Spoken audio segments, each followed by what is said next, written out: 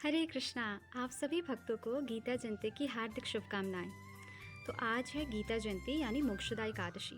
तो आज से ठीक 5000 वर्ष पूर्व जब भगवान श्री कृष्ण द्वापर में आए थे तो उन्होंने अर्जुन को निमित्त मात्र बना करके भगवत गीता के रूप में ये जो परम हितकारी संदेश है वो हम सब जीवों के लिए दिया है।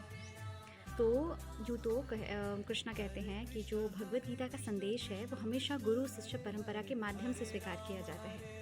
और कृष्णा ये भी कहते हैं कि आज से करीब 12 करोड़ वर्ष पूर्व सूर्य के देवता विवस्वान को उन्होंने सबसे पहले ये ज्ञान दिया था और उसी क्रम में गुरु शिष्य परंपरा यानी डिसिप्लिक सक्सेशन के माध्यम से ये ज्ञान आगे बढ़ा।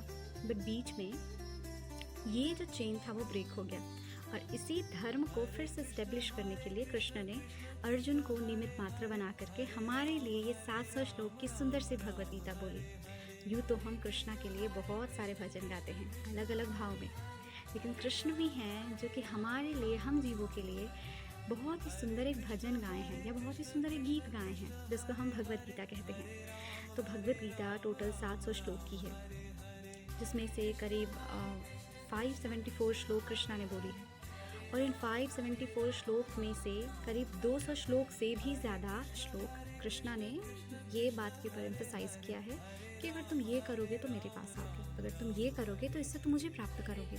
सो कृष्णा कितने ज़्यादा डेस्परेट हैं हम सभी जीवों के लिए कि हम जल्दी से जल्दी उनके पास आ सकें। सो भगवत गीता को जितने भी स्कॉलर्स हैं, जितने भी फिलोसोफर्स हैं, जितने भी हमारे इंडियन आचार्य या गुरु हुए, सबने बहुत ही ध्यानपूर्वक पढ़ा है और उसे ग्लोरिफिकेशन में बहुत सारे श्लोकास भी लिखे हैं।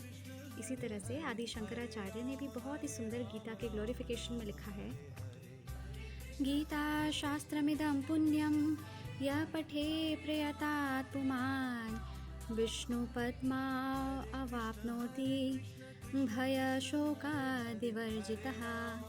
If one properly follows the instruction of Bhagavad Gita, one can be freed from all the miseries and anxieties of life. One will be freed from all the fears in this life and one's next life will be spiritual. तो हम क्या करते हैं कि 3 तरह के चीज़ों में जकड़े रहते हैं। या तो हमें पास्ट की चीज़ों को लेकर के शोक होता है, या हम फ्यूचर को लेकर के भय में जीते हैं, या प्रेजेंट की जो चीज़ है उससे हम मोह रखते हैं। जब हम भगवद गीता को पढ़ते हैं तो हमें पता चलता है कि हम तो करता है ही नहीं। तो इस प्रकार हम भय से, मोह से, शोक से, तीनों से मुक्त हो जाते हैं। इसके अलावा वो आगे लिखते हैं भज गोविंदम प्रेयर में, भगवत गीता किंचिदधीता गंगा जललवकणिका पीता सकृदपियेन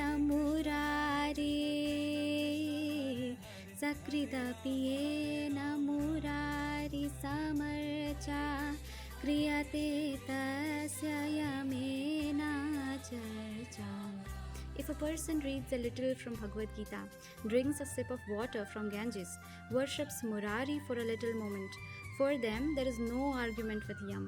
तो हम बस थोड़ा सा अगर भगवत गीता पढ़ लेते हैं, थोड़ा सा गंगा जल ले लेते हैं और थोड़ी देर के लिए बस कृष्ण को, मुरारी का वर्शिप करते हैं तो हमें कभी भी यमराज से कोई भी फर्दर आर्ग्यूमेंट करने की ज़रूरत नहीं है। तो इस तरह से हम देख सकते हैं कि भगवत गीता हमारे लिए कितना ज़्यादा इम्पॉर्टेंट है। ऐसे तो अगर हमें विग्रह सेवा करनी हो टेम्पल में तो हमें उसके लिए स्पेशली इस्कॉन में आपको ब्राह्मण इनिशिएशन लेना पड़ता है। आपको उस लेवल तक, वहाँ तक उठना पड़ता है कि आप ठाकुर जी को स्पर्श कर सकें, है ना। लेकिन जैसे पद्म पुराण है वो श्रीमद् भागवतम के अलग अलग कैंटोज़ के ऊपर बताती है कि कैसे हम ठाकुर जी के जो फर्स्ट सेकंड कैंटो है वो चरण चिन्ह है इत्यादि। उसी प्रकार पद्म पुराण जो है वो भगवत गीता के ऊपर भी बताती है कि जो भगवत गीता है वो कैसे, जो पहले जो फर्स्ट 5 चैप्टर्स है भगवत गीता के, वो ठाकुर जी के जो विश्व रूप है उसके जो 5 हेड हैं वो उसको रिप्रेजेंट करती है। कैसे जो है वो 10 अध्याय जो हैं फर्दर वो ठाकुर जी की 10 भुजाएं हैं। कैसे जो 16 अध्याय है, 16th है, वो ठाकुर जी का नेवल है। कैसे जो 17th और 18th अध्याय है वो ठाकुर जी के चरण चिन्ह है। तो सोचिए जो भगवत गीता है वो कृष्ण से अभिन्न है। तो हम टेम्पल में जाकर के भले ठाकुर जी को स्पर्श ना कर सकें, उन्हें शायद गले ना लगा सकें क्योंकि हम उतने क्वालिफाइड नहीं हैं। शायद घर पे भी हम विग्रह नहीं ला सकते हैं क्योंकि अभी हमारा स्टैंडर्ड वैसा नहीं होगा।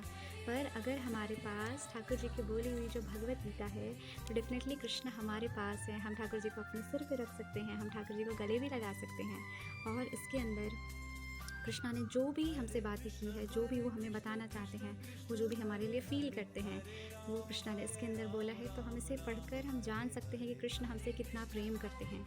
और जो हमारी हैंकरिंग है, एक जीव की जो हैंकरिंग है कि वो हमेशा प्रेम चाहता है, असीमित प्रेम। पर भौतिक संसार में क्या है, प्रेम तो है ही नहीं। तो हमारी जो सेटिस्फैक्शन, जो हमारी फीलिंग है जिससे कि हमें कभी भी सेटिस्फाइड फील नहीं करते, हमेशा फ्रस्ट्रेटेड रहते हैं। तो हम कृष्ण से कनेक्ट होंगे और जानेंगे कि कृष्ण हमें कितना प्रेम करते हैं, वो हमें कितना चाहते हैं, वो हमें कितनी जल्दी से जल्दी अपने पास बुलाना चाहते हैं। तो फिर हमें रियलाइज़ होगा कि कृष्णा से ज़्यादा हमसे एक्चुअली में कोई प्रेम नहीं करता है। और हम अपने सारे लाइफ को कृष्ण से कैसे निस्वार्थ प्रेम करना है, इसे सीखने में ही बताएंगे। सो यस, कृष्णा कहते हैं भगवद गीता के अंदर कि सर्वधर्मान परित्यज्य मामेकं शरणं व्रज अहम त्वं सर्व पापेभ्यो मोक्षयिष्यामि मा शुचः।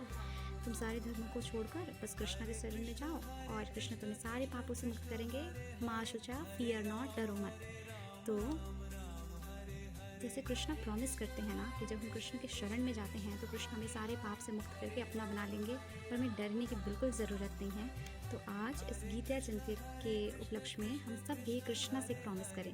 कृष्णा, हम हर दिन भगवद गीता ज़रूर पढ़ेंगे, हम आपके मैसेज को ध्यानपूर्वक पढ़ेंगे और अपने जीवन में अप्लाई करेंगे। एट द सेम टाइम हम सब इस्कॉन के डिवोटीज़ की एक बहुत बड़ी रिस्पॉन्सिबिलिटी ये भी है कि हम सब प्रभुपाद नुगा होने के नाते बुक डिस्ट्रीब्यूशन हमारा बहुत ही अहम सेवा है इस्कॉन के अंदर।